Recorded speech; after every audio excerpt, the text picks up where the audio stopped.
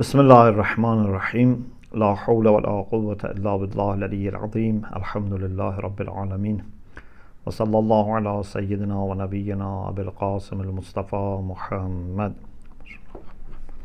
وآله الطيبين الطاهرين لا سيما بقية الله في الأراضين أجل الله تعالى فرجه الشريف اللهم أخرجني من ظلمات الوهم وأكرمني بنور الفهم اللهم افتح علينا أبواب رحمتك وانشر علينا خزائن علومك برحمتك يا أرحم الراحمين. I congratulate you for the arrival of the month of Sha'ban, the month which is attributed to the Messenger of God, to Prophet Muhammad sallallahu alaihi wasallam, and it is wrapped with mercy and pleasure of Allah, as we say in salawat that was just recited, حففته بالرحمة منك والرضوان. We hope that inshallah we can benefit from the days and nights of this holy month, especially the middle of the month. We continue our study of Imam Mahdi ajalallahu ta'ala farajahu Sharif in Islamic Hadith. One topic is remaining, and then we can move on to the next topic of our series, which is about the birth. The remaining topic is why Ebnehaldun has questioned the reliability of the hadith on Al-Mahdi. Some people have found this very worrying, and some people even have tried to follow Ebnehaldun, especially some contemporary Egyptian writers. So we want to see what was exactly said by Ebnehaldun and what is the significance of his statement. You know, Ebnehaldun, who is considered as father of sociology in Islam, was planning to write a book on history, Tarikh Ebnehaldun, but he didn't manage to finish it.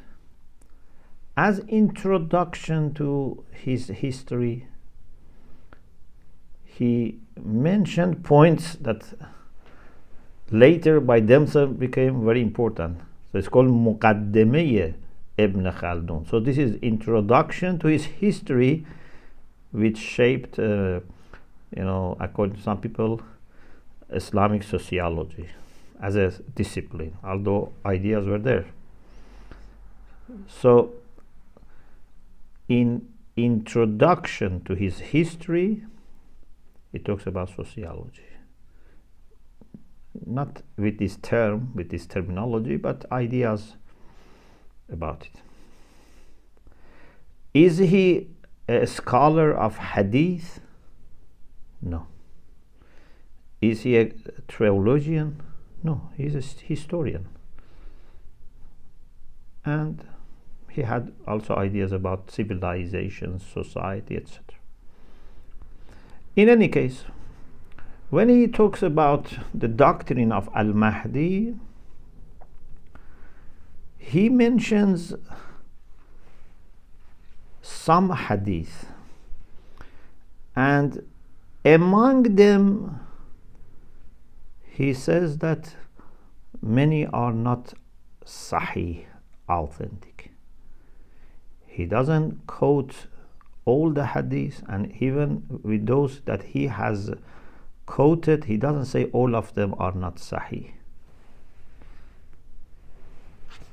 So let us go into more details and see what Ebnehaldun did and what significance it has.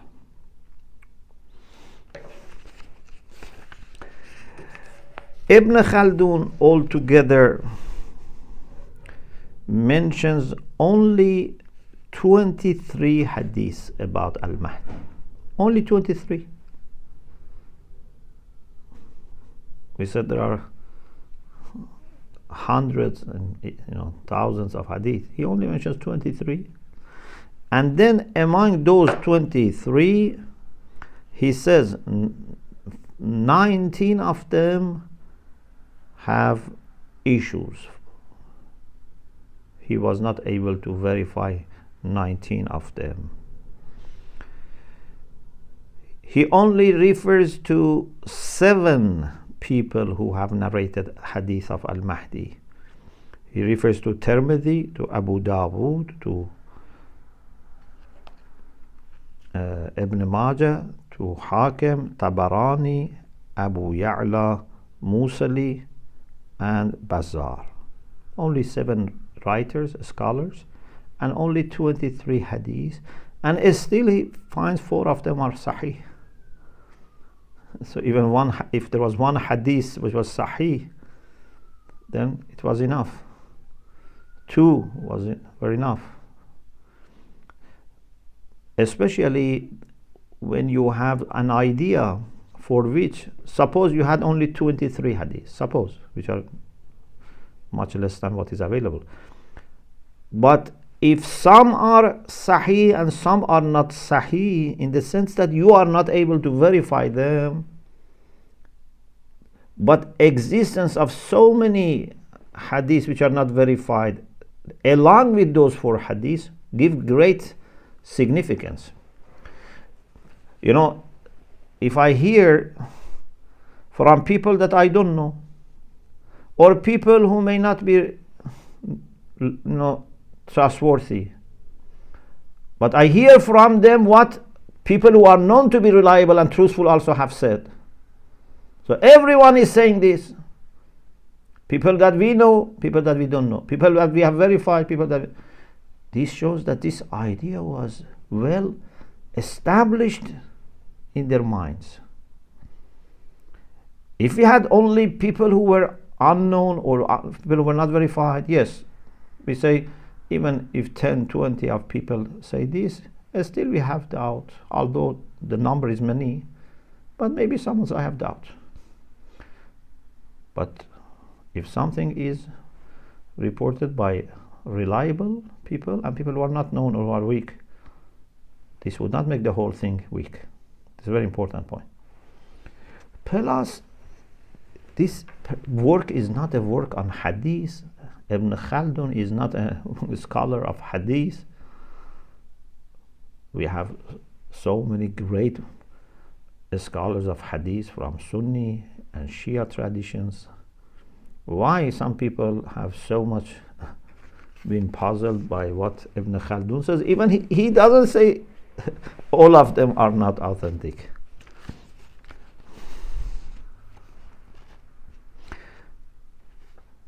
Those 4 hadiths that Ebnehaldun says they are sahih is the hadith of Hakim from Auf A'rabi, from Abu Sadiq Naji, from Abu Sa'id Khudari.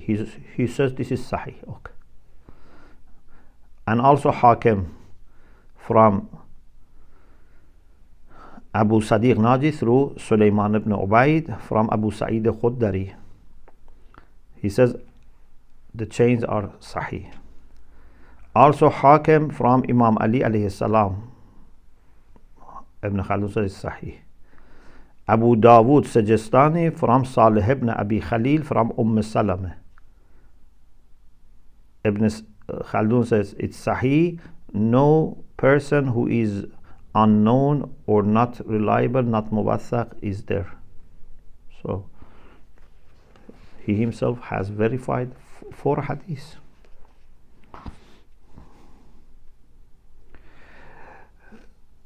As a whole, at the end of our discussion of this part, the conclusion is that both Sunni and Shia scholars of Hadith and narrators of Hadith have narrated many hadith about Imam Mahdi Ajjalallahu Ta'ala Farajahu Sharif. although the number of the hadith of Sunni Muslims is less than the Shia, and also the details that we have in the Shia hadith are more.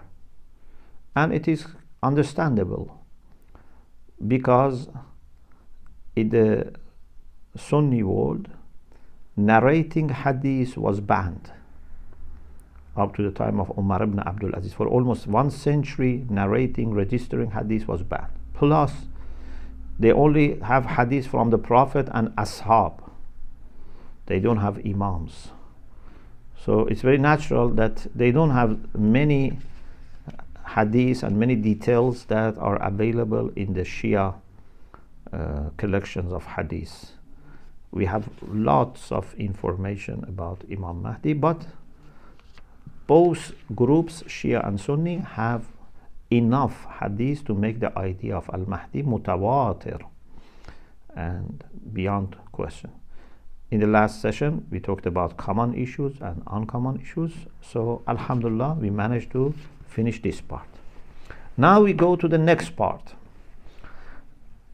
Of course, still we will refer to the hadith for all the topics that we are going to discuss in future.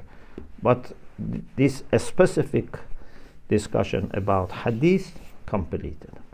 So we go to the discussion about birth and life of Imam Mahdi Ajjalallahu Ta'ala Farajahu Sharif. Imam Mahdi Ajjalallahu Ta'ala Farajahu Sharif was born on Friday, 15th of Sha'ban in the year 255.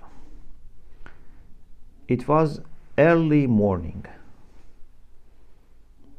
around the time of sunrise, on a Friday, 15th of Sha'ban, 255 after Hijrah.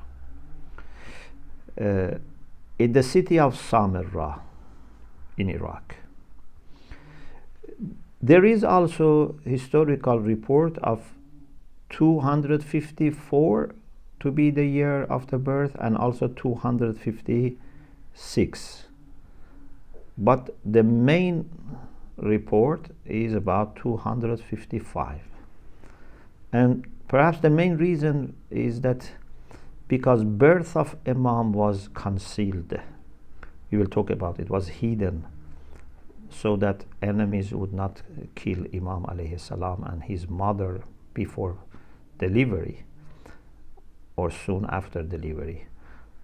So this makes then understandable why some have thought it's 254 or 256.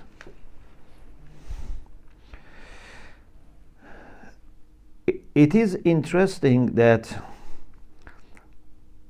not only all Shia scholars have verified the birth of Imam Mahdi Ajjalallahu Ta'ala Farajahu Sharif, we have tens of Sunni scholars who also have verified his birth, not only the doctrine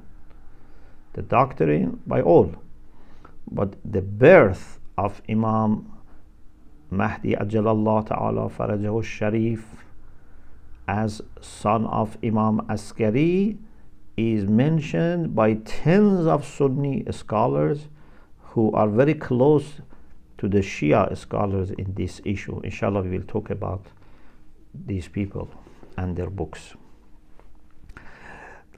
We can divide the life of Imam Mahdi Ajjalallahu Ta'ala Farajahu Sharif into 3 parts.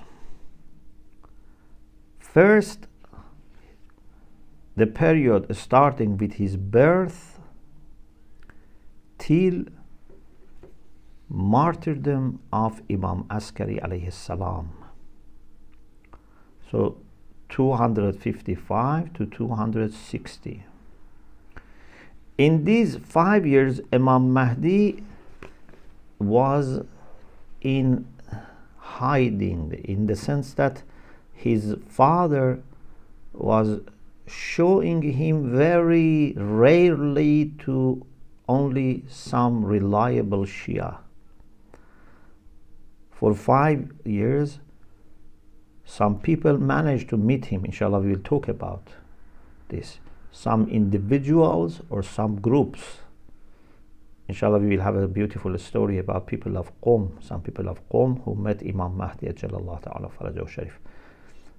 But these were rare. Imam was not always in one, for example, house or place that everyone can go and find him and see him, because enemies could kill him. So the first 5 years, we don't call it ghaiba, because ghaiba starts with the imamah of Imam Mahdi from 260. Although there is an idea among some people that they consider from 255 the birth of Imam Mahdi as beginning of ghaiba. But the more scholarly and more established idea among scholars is to say from 255 to 260 is remaining of imamah of Imam Askari alayhi salam, and Imam Mahdi in these 5 years had rare meetings, and he was in a kind of hiding, but we don't call it minor ghaiba. In 260, when Imam Askari alayhi salam departed, passed away, and Imam Zaman said prayer on the body of his father and had some encounters, then ghaiba started, occultation started for 69 years. In these 69 years, we have ghaibat sughra, minor occultation, and novab khas. Please always have these two together. In the period of ghaibat sughra, we have novab khas. We have 4 people who were designated specifically. The first was designated by Imam Askari alayhi salam, and the other 3 by Imam Mahdi Ajalallahu Ta'ala Farajahu Sharif. Then, when Ghaibat Kubra started in 329, then we have Novab Am, those who are not appointed or designated by name. They are appointed, but they are introduced to people through qualities. People need to discover who is qualified. People don't give them authority, but people find out who are those who are accepted by Imam Mahdi to represent him in the time of Ghaibat Kubra or major occultation, in issues that Imam himself would not handle in the time of Ghaibah. There are issues that Imam still himself handles. His role as a Hujjah of Allah, as a guide, as a witness is there. But there are certain positions that in the time of Ghaibah, Imam wouldn't actually occupy. He delegates. So these are delegated to his deputies, and in the time of Ghaibat Kubra, they are qualified and appointed based on their qualifications. Now, let us go into all these stages of the life of Imam Mahdi Ajalallahu Ta'ala Farajahu Sharif and see what we find in our resources.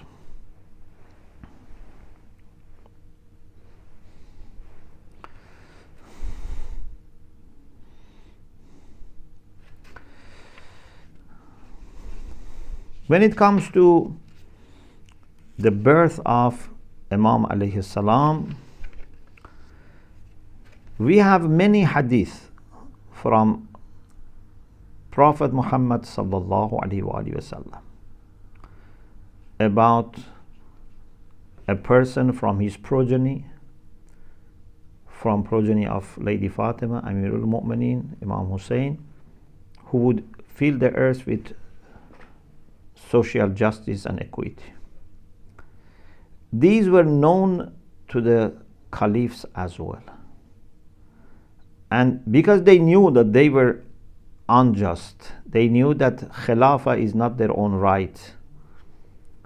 So, like Fir'aun, who wanted to prevent his destruction by Moses, these Khulafa also wanted to stop the promise of Allah materializing by killing any person that they could be suspicious that this might be the promised Al-Mahdi.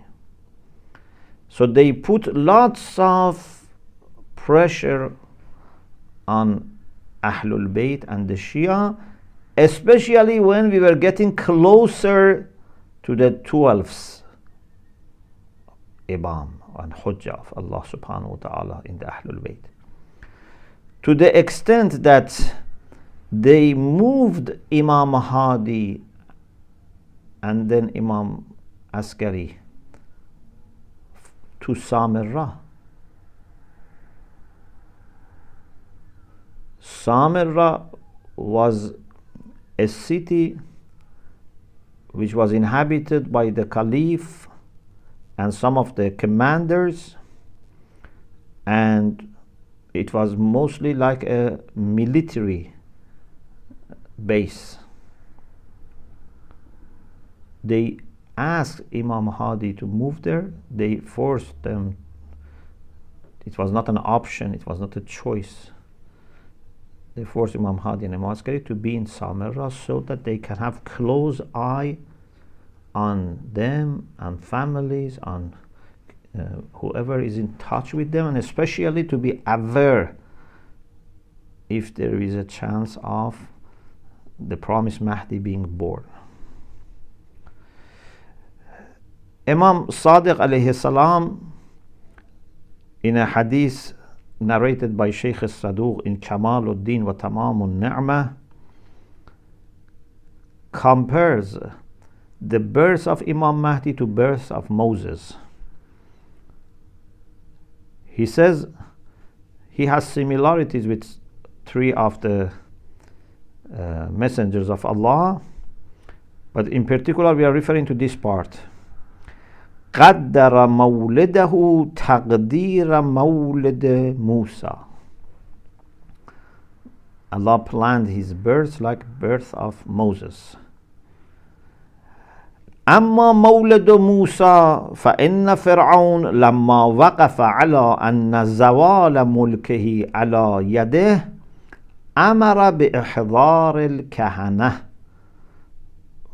When Fir'aun, through his dream and the interpretation of the dream, realized that a son would be born to Israelites, to Bani Israel, who would destroy his unjust system.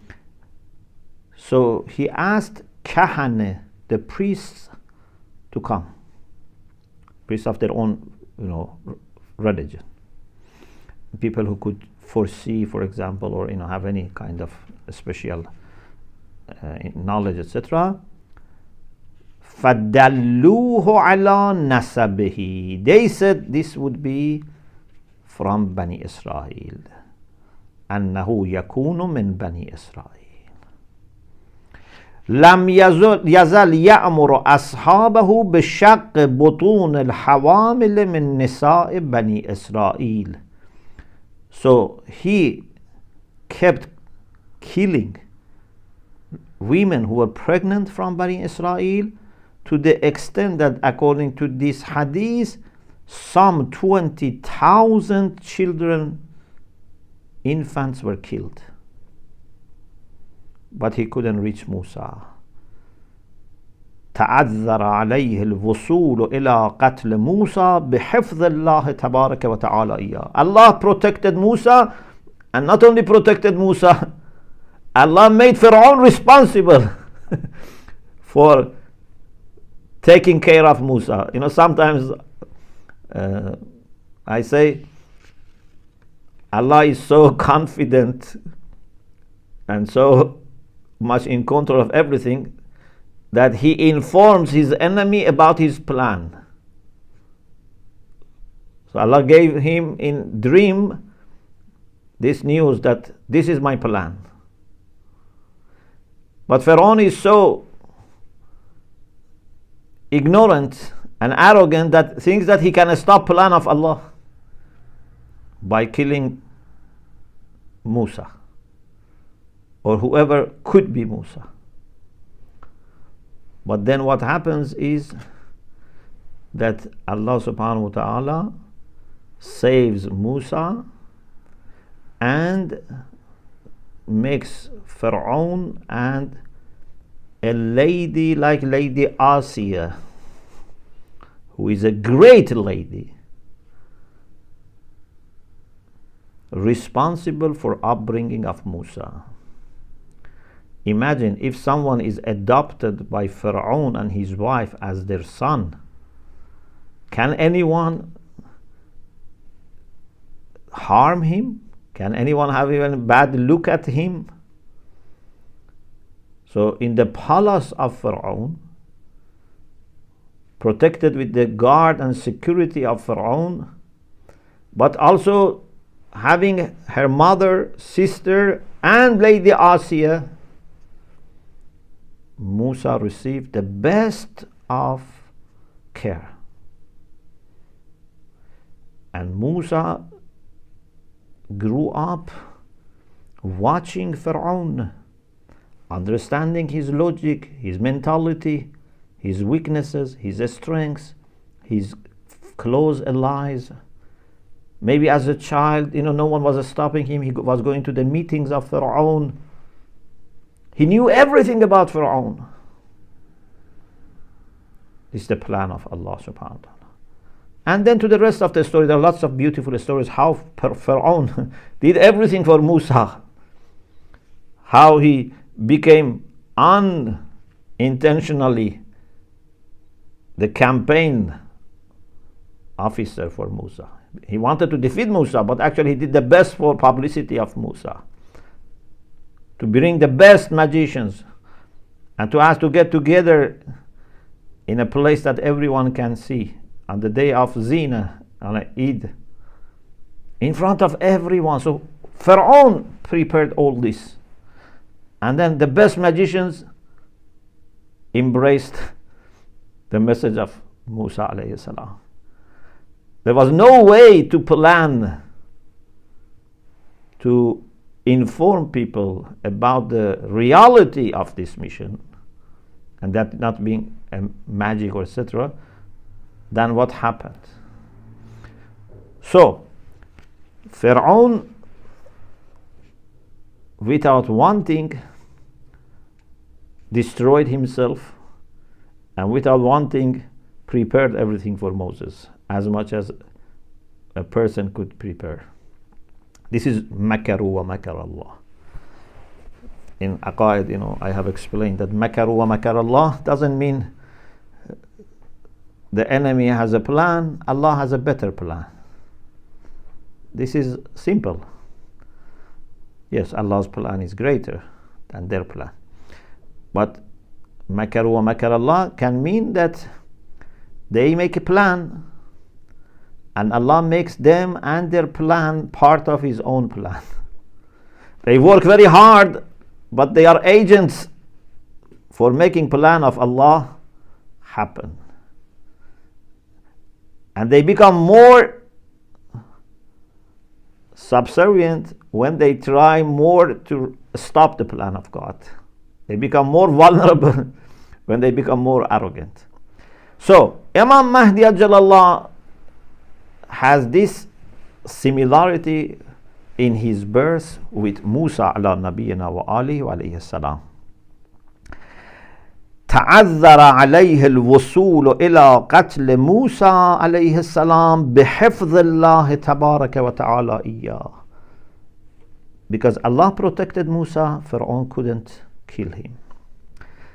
وكذلك بنو أمية وبنو العباس. Imam Sadiq says, in the same way, Umayyads and Abbasids, لما وقفوا على أن زوال ملكهم وملك الأمراء والجبابرة منهم على يد القائم منا ناصبون العداوة ووضعوا سيوفهم في قتل آل الرسول وإبادة النسل. When the Umayyads and Abbasids knew that their rule, their governance will be finished, and also governance of their commanders and the tyrants among them would finish by Qa'im from us, they fought against us and they put their swords on, children and family of the Prophet. طمعا منهم في الوصول إلى قتل القائم, with the hope that with killing so many people they would kill finally the one that is potentially Al-Mahdi. But وَيَأْبَى اللَّهُ عَزَّ وَجَلَّ أَنْ يَكْشِفَ أَمْرَهُ لِوَاحِدٍ مِنَ الظَّلَمَةِ. But Allah refused to make the affair of Mahdi known to unjust people. His birth, his growth, his activities are kept hidden. إِلَّا أَنْ يُتِمَّ نُورَهُ وَلَوْ كَرَهَ الْمُشْرِكُونَ. Till Allah then completes his light. Remember, we had these verses of the Quran. They want to extinguish the light of Allah, means the light from Allah, but Allah refuses except to complete it, even if they don't want. So, this is what Imam Sadiq alayhi salam said. Also, Imam Baqir alayhi salam said, لَمَّا حَمَلَتْ أُمُّهُ بِهِ لَمْ يَظْهَرْ حَمْلُهَا إِلَّا عِنْدَ وَضْعِهِ. When mother of Imam Mahdi, Lady Nargis, became pregnant, her pregnancy was not visible, was not clear, and only when she delivered, people realized that she was carrying baby. So this is very important because you should understand the atmosphere and you shouldn't expect that, okay, from few weeks before they say, soon Imam Mahdi is going to be burned, let's all get together, celebrate, make carnival, festival, everyone comes, knows, watch the birth of Imam Mahdi, watch every day of his life. No. Everything had to be done with maximum care and privacy and secrecy. Otherwise, the life of Imam and mother, everyone were in danger, and he's the last chance, he's the last hujjah of Allah. We have many hadiths about birth of Imam Mahdi Ajalallah Ta'ala Farajahu Sharif. Inshallah, I will mention some of them from some books. But interestingly, among these many hadiths, you find several hadiths from Lady Hakima. Lady Hakima was a very pious lady, daughter of Imam Jawad alayhi salam, and she was aunt of Imam Askari alayhi salam. One version, one report is as this. And you can see how even this lady who was there was not aware of pregnancy of mother of Imam Mahdi ajalallahu ta'ala farajahu Sharif. I have also the full text in Arabic. I at least read part of it in Arabic so that people can identify and when they search this hadith. Sheikh Saduq, this version, many scholars have said, narrated saying of Lady Hakima, and details are, there. You can find more details when you put all of them together. So according to this version that Sheikh Saduq quotes in Kamaluddin is this. She says, بعث إلي أبو محمد الحسن بن علي فقال يا عمه اجعلي إفطارك هذه الليلة عندنا فإنها ليلة النصف من شعبان. She says, Abu Muhammad, Imam Askari alayhi salam, Hasan ibn Ali, told me, my aunt, tonight break your fasting with us. It shows that they were committed to fasting in the months of Sha'ban. So they were committed to the sunnah of the Prophet, because كان يدأب رسول الله صلى الله عليه وآله في صيامه وقيامه في لياليه وأيامه. This was habit of Rasulullah to fast during the month of Sha'ban and also to qiyam in nights. So Imam Askari, it seems that it was a common practice,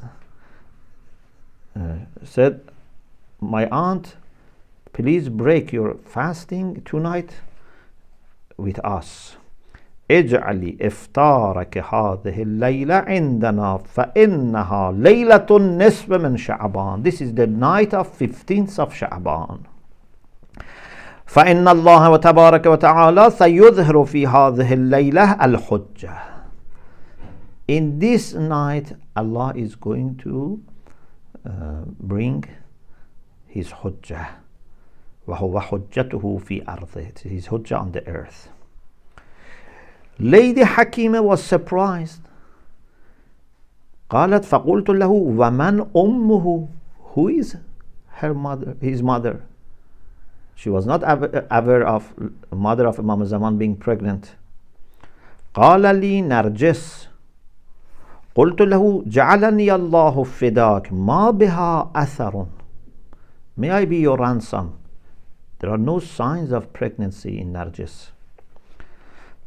فقال هو ما أقول لك. Imam said, this is the case. Lady Hakima says, فجئت فلما سلمت وجلست جاءت تنزع خفي وقالت لي يا سيدتي وسيدة أهلي كيف أمسيت. She says, when I sat, Lady Narjis came and said, how are you, my mistress and the mistress of her family? Lady Hakima says, I told Lady Narjis, بل أنت سيدتي وسيدة أهلي. You are my mistress and mistress of my family. Lady Narjis said, no. فأنكرت قولي. She was surprised. She was so much respectful to Lady Hakima. She is an older lady in the family and daughter of Imam Jawad. Then Lady Hakima says, I said, Ya Bunayya, my dear daughter, إن الله تعالى سيهب لك في ليلتك هذه غلاما سيدا في الدنيا والآخرة. I said to her, tonight you are going to be given a son by God who is Sayyid in this world, master in this world and the hereafter. When I talked about Allah giving her a son, Allah will give you a son. فخجلت واستحيت. She was embarrassed. She didn't expect that Lady Hakima knows that she's pregnant. So Lady Hakima says, فَلَمَّا أَنْ فَرَغْتُ مِنْ صَلَاةِ الْعِشَاءِ, when I completed Salat of Isha, aftartu, then I break my fast. So it shows that she first said her prayers and then she had iftar, and then she said I had a little sleep, and then stood up for Salatul Layl, and then she says that what is time of Fajr, and then I was surprised why what Imam Askari said didn't happen in the night, in the middle of the night, at the time of Fajr. Why nothing happened? Then he says, فصاح بي أبو محمد من المجلس فقال لا تعجلي يا أمه. Imam Askari, who knew what is going in her mind, said, be patient, my aunt. فحاك الأمر قد قرب. It's very near. So she says, I sat and read some Quran, Surah Alif Lam Mim Sajda and Surah Yasin, and then finally the birth of Imam Mahdi Ajjalallahu Ta'ala Farajahu Sharif happens, and we have this by Sheikh Saduq and by many other scholars. So as you see, even a lady like Lady Hakima, who is the elderly and very respected lady in the family, like mother for many, like a figurely mother, she was not aware, and she could not believe that mother of Imam Mahdi is pregnant and she's going to deliver baby. So we have similar to this by Sheikh Tusi in his Al-Ghaibah. We have by Qutbuddin al-Rawandi in his book Al-Khara'ij wal-Jara'ih, again from Lady Hakima. We have from Dalailul Imama by Tabari. So many scholars have narrated this. So I hope we can feel the pressure which was on the family of Imam Askari alayhi salam, and the whole atmosphere of pressure and fear that they could not take any risk.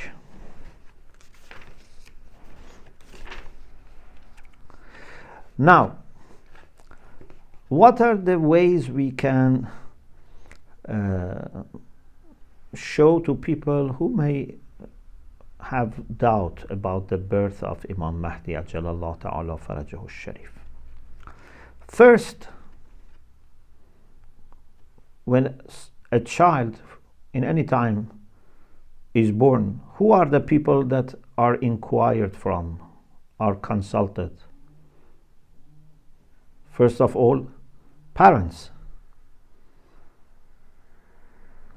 So Imam Askari alayhi salam in many hadiths has informed the people that he found suitable about the birth of Imam Mahdi Ajjalallahu Ta'ala Farajahu Sharif. For example, Sheikh Kulayni, a great early scholar, in a Hadith Sahih, quotes from Abu Hashim Ja'fari. He said, I told Imam Askari alayhi salam, your great honor and the awe that I feel towards you doesn't let me to ask you unless you permit me. If you permit me, allow me, I would want to ask a question. Imam said, yes, please. So he said, I asked Imam, do you have a child? Do you have a son? Imam said, yes. He says, I asked him, if God forbid something happens to you, where can we find your son? Imam said, in Medina. Either meaning that in the time of Ghaiba, when he is going to finally finish his Ghaiba with the permission of Allah comes, for example, find him in Medina, or as inshallah I will explain later, after Imam Mahdi was born, it seems that Imam Askari for some time sent him to Medina to stay with his own mother, wife of Imam Mahdi, who was still in Medina. Sometimes Imam Askari used to write a letter to inform some Shia about the birth of Imam Mahdi. Ahmad ibn Hassan ibn Ishaq, he says, when Khalaf Saleh, meaning Imam Mahdi, was born, a letter was sent by Imam Askari, my master Imam Askari, to my grandfather Ahmad ibn Ishaq. These are people from Qom. So he says Imam Askari with his own handwriting had written, a child has been born for us. This must remain hidden by you. We don't say this except to our family and friends. I wanted to inform you about this news so that you also become happy as we became happy. Wassalam. So Imam sends a letter all the way to Ahmad ibn Ishaq so that he, and then through him, the community can be informed, but not untrusted people. So the first way is report of the father. Then yes. If it's agreeable to you, could we have a short break? Sure. Some of the students, it's salat time for some of the students. Sure. So the first we studied, inshallah we continue with the other ways, inshallah, after break. So is 4:03, maybe 4:15, inshallah. Sister Nazir, Zarmina, yes. Yeah, okay. Yeah, yes, inshallah. So 4:15 we'll restart. Inshallah. Alhamdulillah Rabbil Alamin. Recording stopped.